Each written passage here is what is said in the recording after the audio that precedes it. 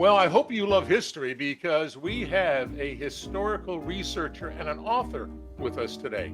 And he has details, he has facts, he's written 3 books, he's written a lot of bulletins for a historical society, all here today. Hey, this is going to be fun, on point.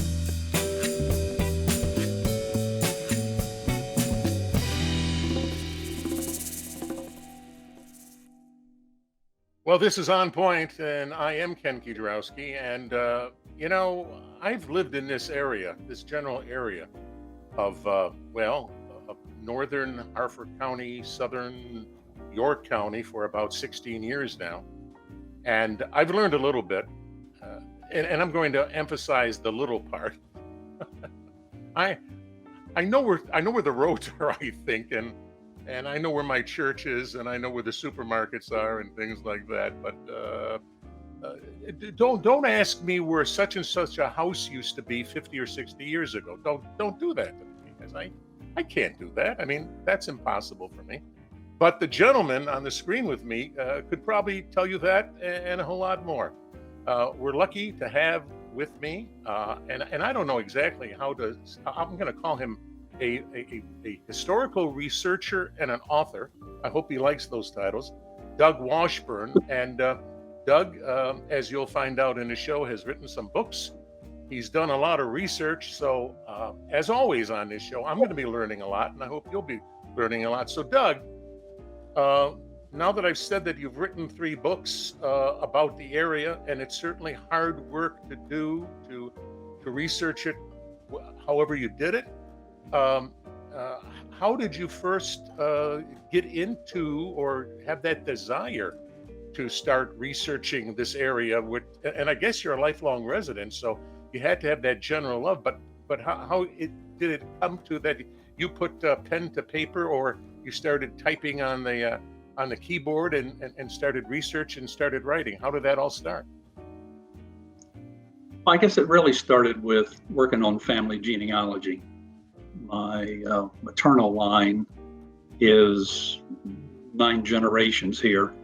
So, and there was a good bit of information that was readily available. So it made it somewhat easy, and success leads to motivation. Okay, now for the uninitiated in this area, and I'm talking about myself, like, what are the resources that you had at hand to start digging into, the towns, the villages, the farms, the houses, the roads, the different families in this area? Where did you go to start to pull all this together? Well, when I originally started, I guess I spent most of my time at the Historical Society of Harford County on Main Street in Bel Air, and not recognizing the value of the internet search. I guess the writing part of it started with an interest in an old schoolhouse that's out here across from Delta Lumber in Whiteford. And I went to the Historical Society and started doing research there. Wound up spending a lot of time with the Board of Education. And the end result of all that was 4 Harford historical bulletins.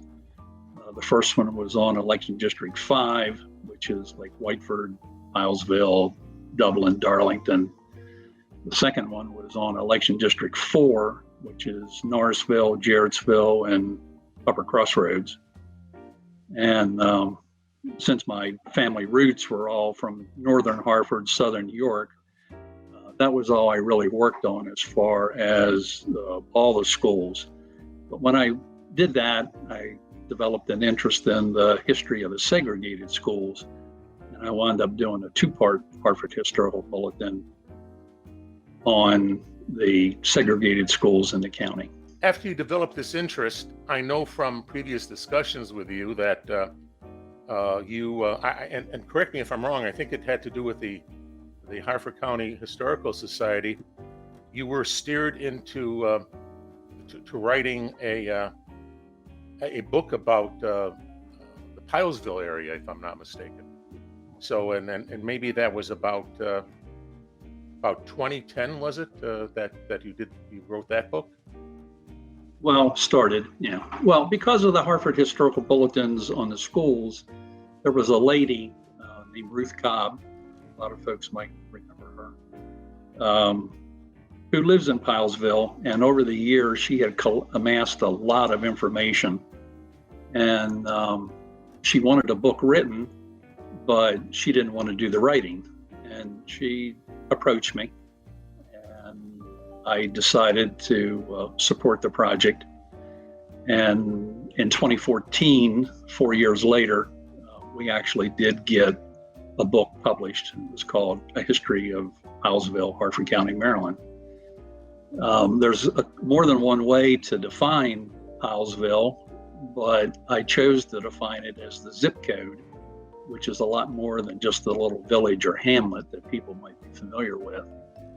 And I did that in a selfish manner because then I got to talk about Eden Mill, where my grandfather had been the miller from 1918 through 1930, and my mother was born in Stansbury Mansion in 1922. Recently, I did a show with the folks up at the Mon-Pa Railroad up near Airville, and they told me one of the stops on the Mon-Pa was in Pilesville. So since I go to church in Pilesville, and the main supermarket I go to is near Pilesville, where in the world was the train station in Pilesville? Can you help me out with that? Yeah, it was on Old Pilesville Road, just north of St. Mary's, where St. Mary's Road intersects with it.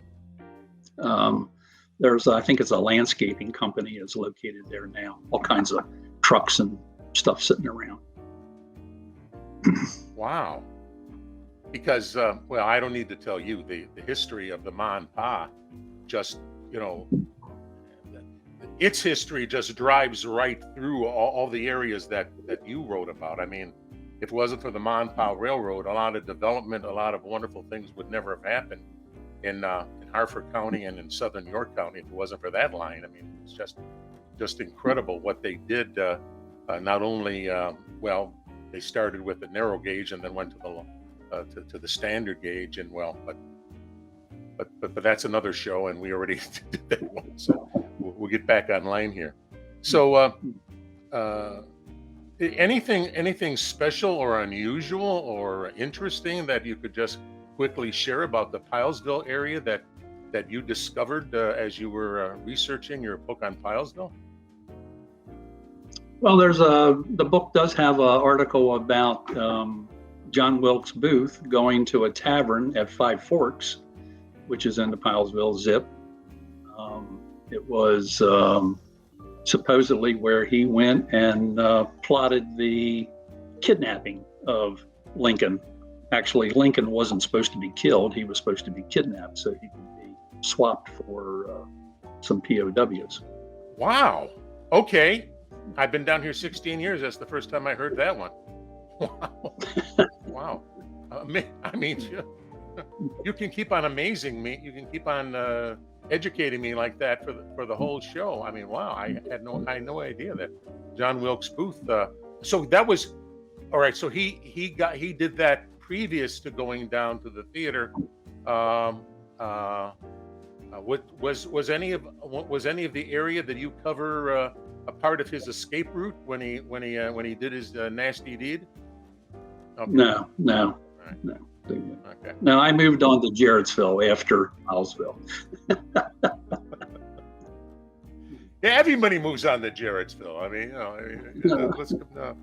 So you did the great book that you did on Pilesville, and so then, okay, it's a dumb question, I know, Doug, but what was the motivation then?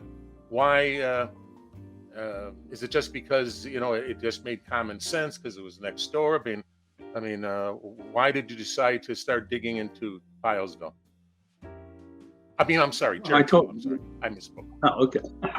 Well, I grew up in Jarrettsville. My parents had a home in the area. Originally, the first one was on Schuster Road at Jarrettsville Pike. In later years, I figured out that that was called Hope's Hill from Hope's Pleasant Hill, a original land patent. But then we moved behind the elementary school, and I wound up working in the Jarrettsville General Store for the Burge family that was on the southeast corner. And then I wound up working for Doc Arnold and Elke General Newberger. Store.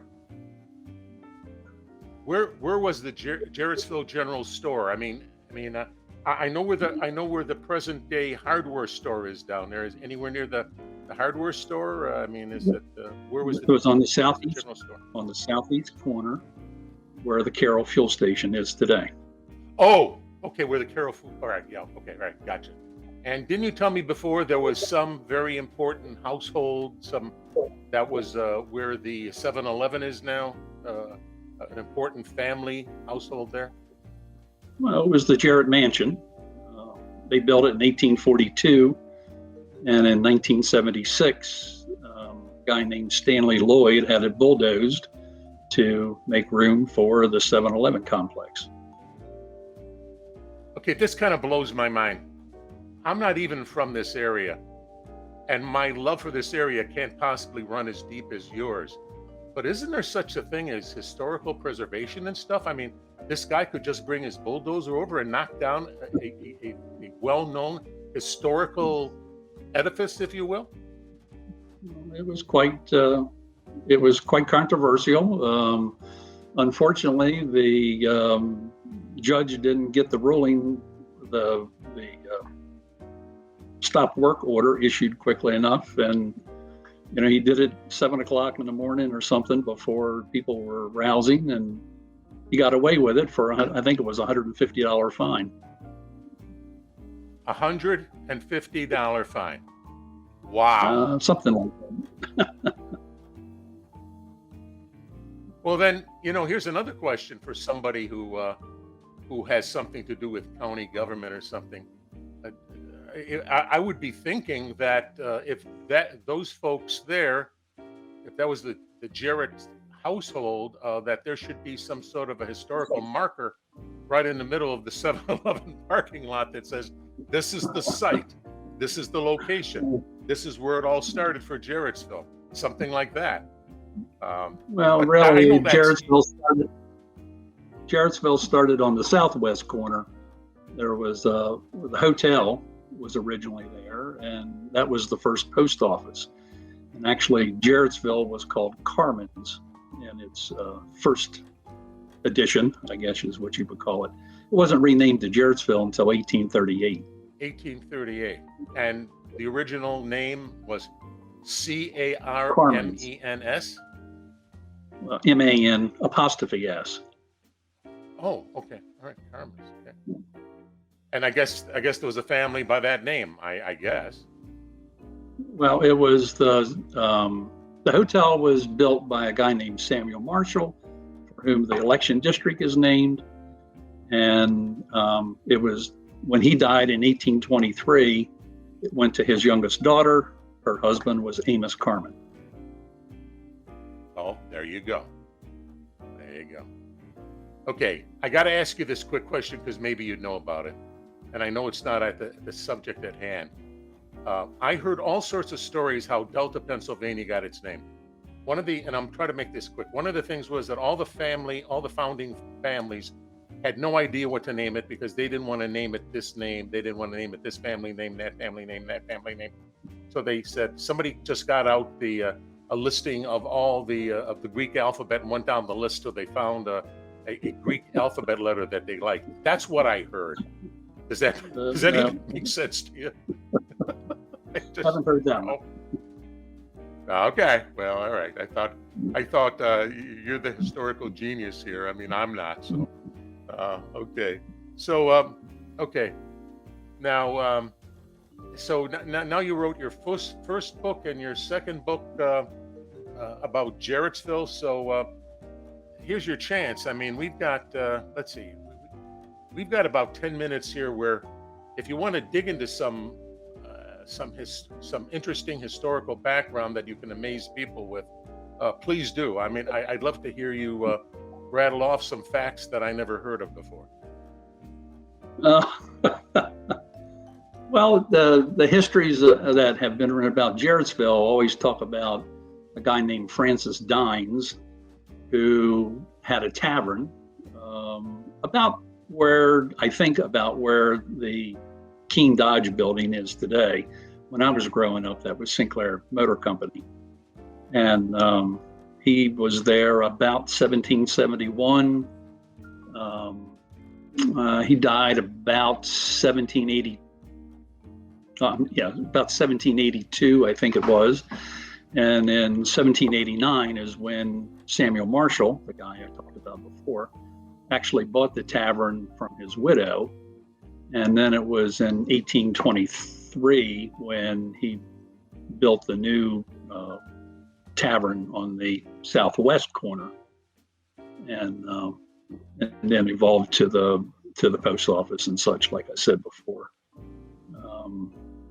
The other thing that was on the northwest corner was the home of Dr. Martin Luther Jarrett, who was the youngest son of the Jarrett family. Luther Martin Jarrett, and his wife was Julia Ann Scarf. He was a doctor for the Confederate Army, and his house actually stood on the northwest corner up until 2010, and at that point it was salvaged. So we had a doctor for the Confederate Army living in Jarrettsville. Oh yes, and his oldest brother, Yeah. his oldest brother was a doctor for the Union Army.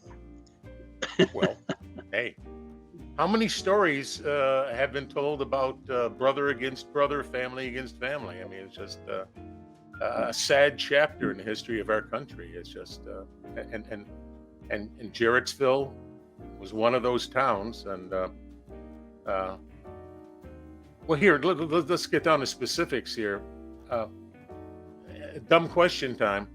What is Jarrettsville? I mean, it's not an incorporated anything, is it? No, it's not incorporated. Just a village in Harford County. It also happens to be the name of the election precinct that the village sits in. It's election district 4, also called Marshall's, and precinct 2 is Jarrettsville, 1 is Norrisville, and 3 is Upper Crossroads. So it does have more than just the village name. Well, what's the since admittedly I'll tell you this is all new to me. I mean, I heard about your book and your books, and I thought, well, we've got to see if we can persuade this gentleman to be on one of our shows, because it just the idea of books about the area just rang a bell to me of something that would be of interest to our viewers, not only in Harford County but in Cecil County, York County, and even Chester County, Pennsylvania. Help me, what extra information was in the Road to Jarrettsville Volume 2? Where did you expand to in that book? Well, I'm hope to eventually cover multiple villages in the Jarrettsville precinct, and Cooptown is the next village to the east, about 3 miles or so to the east, and I think it's the oldest, if not one of the oldest, villages in the precinct. It's the only village that shows on a 1794 Griffith map that actually shows multiple houses. The map shows houses scattered here and there, but Cooptown appears to be the only village with any substantial number of houses. The initial location of the village was really up between Rigdon and Morris Road on West Jarrettsville Road. So it was about, quarter mile, half a mile to the north from what people think about Cooptown today. And the first piece of substantial property, land patent, if you will, that was there in the area was from 1718. It was called Three Sisters. It was 1,000 acres. But what really kind of put the village on the map was an adjacent piece of property called Begin, Begin. And the gentleman that owned that in 1774 started selling lots, and relatively small lots, and he named it Edentown. It turned out to be a failed venture because not only was he selling lots, he seemed to be charging rent on top of that. And my only thing that I can relate that to would be like a homeowner association fee today or a condo fee today, something like that. So anyhow, it was a failed venture. And, it has evolved down more towards Kefauver Lumber Company and Jean's Bar and that area. So back in those days of long ago, was Cooptown larger than Jarrettsville? In the late 1700s, Jarrettsville didn't exist until, I don't know, 1822 or so. It was a relatively late. There was no intersection there in the late 1700s. So Cooptown was the thriving place to be. Wow. You mean there was no traffic jam every morning for AM morning drive and PM morning drive at the intersection of 165 and Northville Road? I mean, come on. I mean, that's where the action is every afternoon. It still had stop signs in Jarrettsville in 1984. I mean, the traffic lights are much later. They didn't have the traffic light there till 1984? Well, I've got pictures of stop signs there in the 80s. Wow. Yeah, I guess they wanted to save on the electric bill or something. Ooh, wow. Wow. So are you currently working on another book, another historical look at the area, or are you stopping with your three? No, I'm looking at another one. What is going to be in it is still up for debate. I'd like to cover more of the villages like Shawsville, Black Horse, Madonna, Taylor, but I don't think it's going to be to the same level of detail. Well, look, we've talked about these books, and I know, dollars to donuts. There's somebody out there watching this right now, whether it's on cable, whether it's on YouTube. Maybe it's somebody who's moved away from the area, and they say, I would really like to know more. So if there's somebody out there who found even one little gem that you talked about, and they say, I need to know more, how can they get a hold of your books? Where can they go? Can they go online? Can they go to an establishment? What can they do to buy some books for you? Well, if they're local, then they can go to, right now it's Kefauver Lumber Company, Smith Hardware, Jarrettsville Federal, and the Jarrettsville Creamery. I do have a web page set up where people can send me a request, and I would mail them a physical book in snail mail. That's washburn47.wix.com/Jarrettsville. Okay. And I'll just make sure that people understand that after we disappear off the screen, in the credits, we're going to list, your email, well, your website as you just detailed it, and we'll give them all the information. Maybe we can even list the different establishments where your books are located. I know that if I go in and buy a book, it'll be at the Creamery, because then I can have my banana split and start reading the book all at the same time. That'll all work out really, really well. And so anyway. So Doug Washburn, historical researcher, author, Mr. I'm saying this in the nicest way, Mr. Know-it-all about the Jarrettsville and Pilesville area.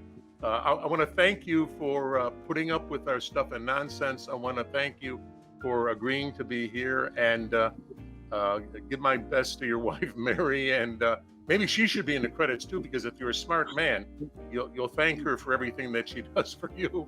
And anyway, so basically all I want to say is thank you, and thank you for being with me here on point.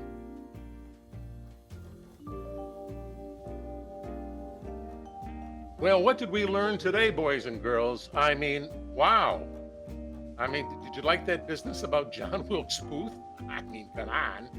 And, all the details about Jarrettsville and Pilesville. And let's see, we even snuck in the Monpa Railroad and Jeepers. There's just so much about history in this general area. So if you have any interest at all about the history, again, of this general area, of the Armstrong neighborhood area, then hey, follow along in the credits. That'll come right after I get off the screen, and you can get more information about how to get a hold of Doug, how to buy his books, and how to dig in deeper into the history of Jarrettsville and Pilesville and all these little towns. And I never knew that Cooptown was predated Jarrettsville. I mean, come on, I learned a lot today. I hope you learned a lot too.